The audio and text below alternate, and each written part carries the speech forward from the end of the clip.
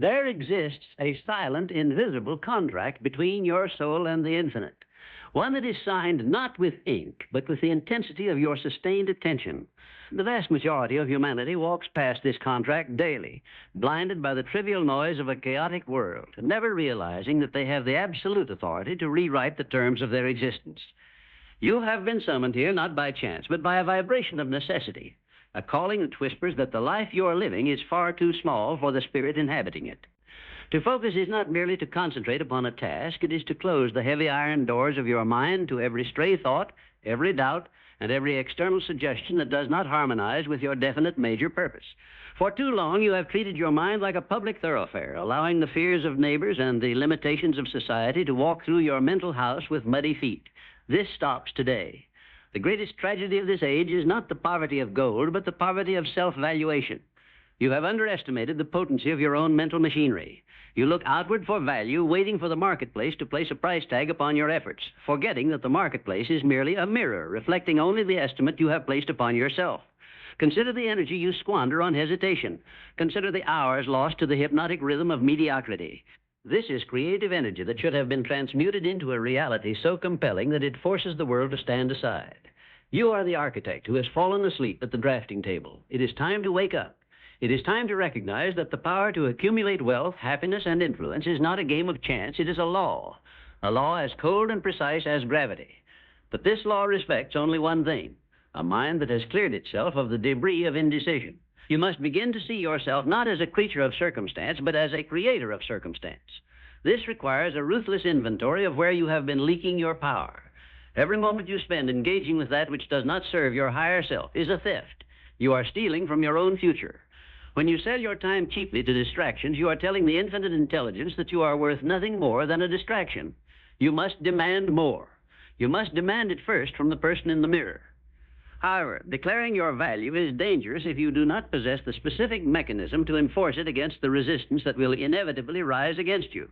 For there is a subtle, invisible enemy waiting at the very threshold of your decision to change, an adversary that has defeated kings and captains of industry alike. And it is hiding in the one place you would never think to look. That enemy is the insidious habit of drifting. It is the silent permission you give your mind to wander without a rudder, to float upon the ocean of life, subject to every wind of chance and every current of other people's opinions. You look for the enemy in the economy, in your competitors, or in the government, yet the true adversary is the lack of a definite chief aim. You have allowed your mental faculties to become scattered, like rays of sunlight dispersed through a fog. Scattered rays possess no power. They bring only a tepid warmth that changes nothing. But take those same rays and pass them through the magnifying glass of a singular obsessed focus, and you can burn a hole through steel. To value yourself is to respect the power of your own attention.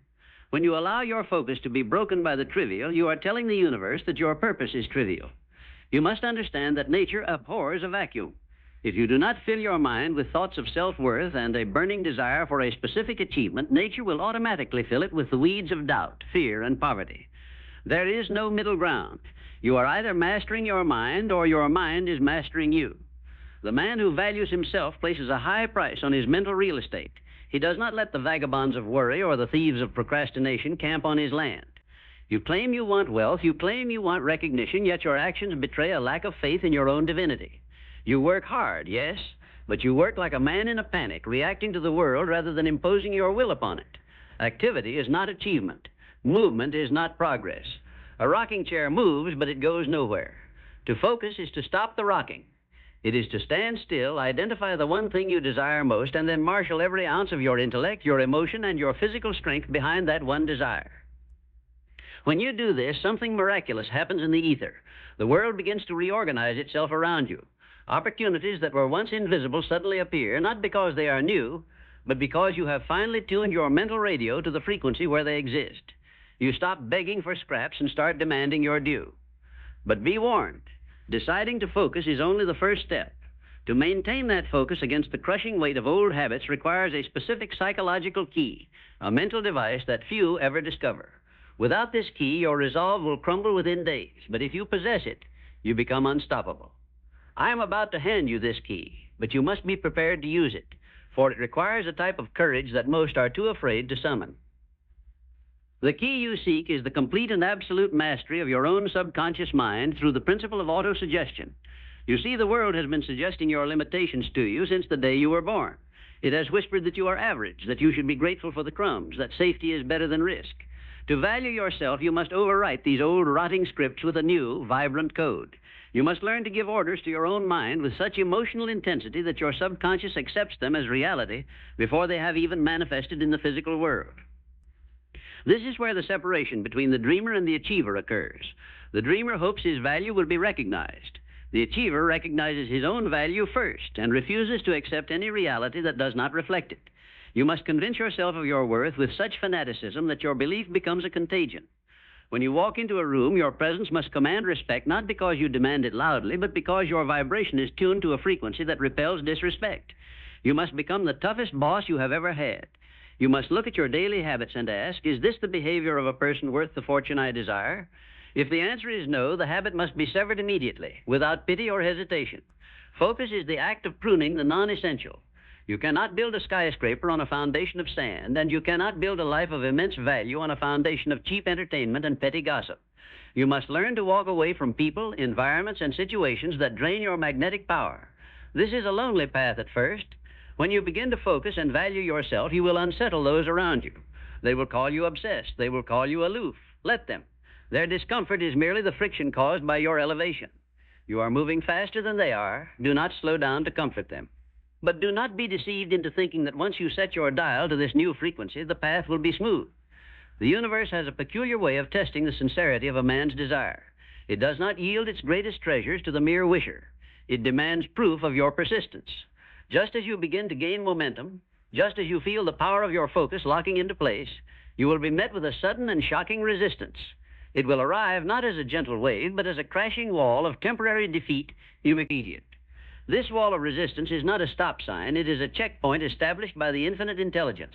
It is the universe demanding to know if your desire is a passing whim or a burning obsession.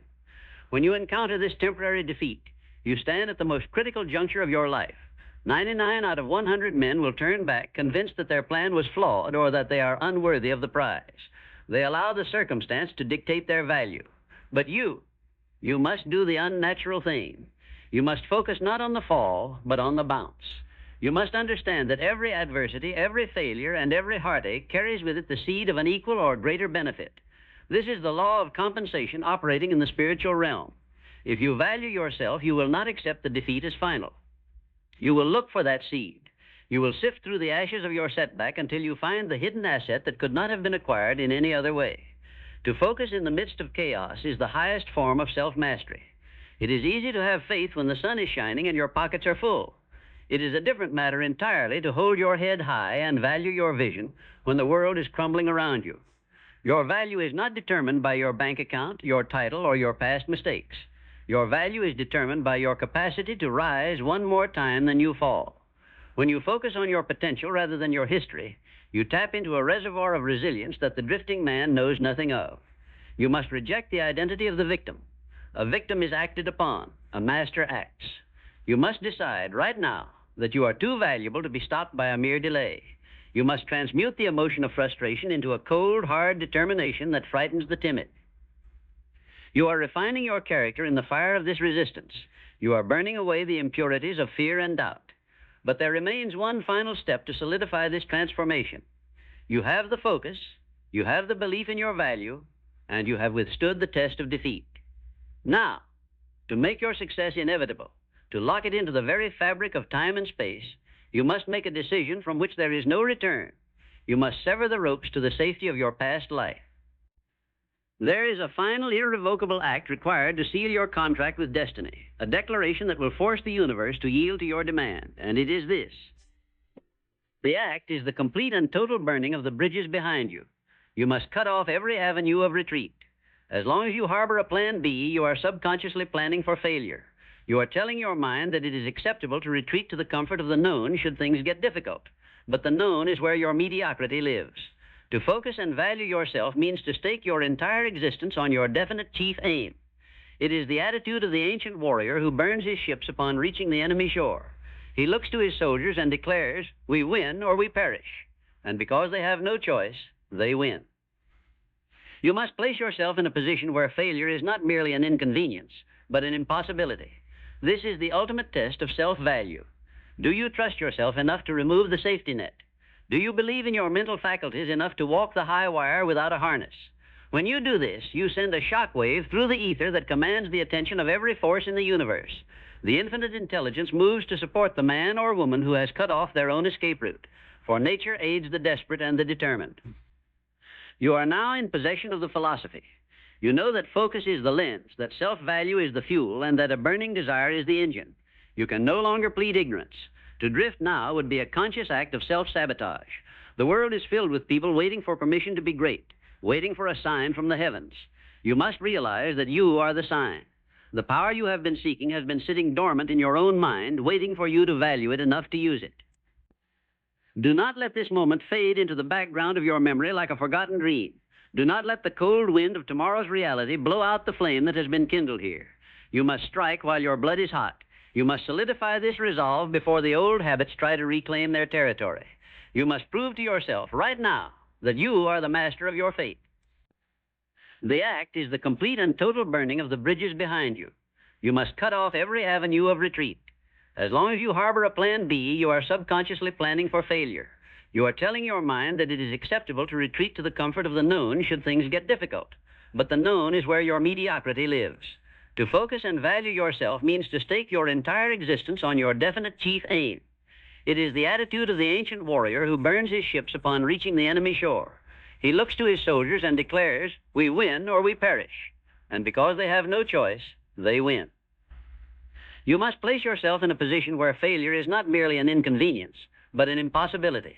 This is the ultimate test of self-value. Do you trust yourself enough to remove the safety net? Do you believe in your mental faculties enough to walk the high wire without a harness? When you do this, you send a shock wave through the ether that commands the attention of every force in the universe. The infinite intelligence moves to support the man or woman who has cut off their own escape route, for nature aids the desperate and the determined. You are now in possession of the philosophy. You know that focus is the lens, that self-value is the fuel, and that a burning desire is the engine. You can no longer plead ignorance. To drift now would be a conscious act of self-sabotage. The world is filled with people waiting for permission to be great, waiting for a sign from the heavens. You must realize that you are the sign. The power you have been seeking has been sitting dormant in your own mind, waiting for you to value it enough to use it. Do not let this moment fade into the background of your memory like a forgotten dream. Do not let the cold wind of tomorrow's reality blow out the flame that has been kindled here. You must strike while your blood is hot. You must solidify this resolve before the old habits try to reclaim their territory. You must prove to yourself right now that you are the master of your fate.